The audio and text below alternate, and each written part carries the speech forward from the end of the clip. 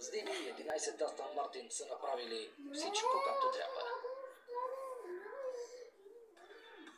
Това бяха любимците на редакцията за 2016. Следващите тестови модели чакат. През 2017 също ще има много пушек от гуми. AMS. Както и фаворити. Няма нетърпение.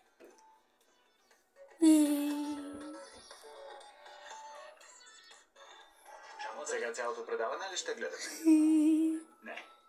Каква беше темата отново? Има много добър звук този 8-цилиндров двигател. Не, 6-цилиндров е, нали? Или 8. Това го изрежете. Махнете го. Кой го е харесал? Всички. Аз съм единственият, който не го харесва. Не искам да се подигравам на пилотите или на Кристоф, но просто искам да кажа... Не знам.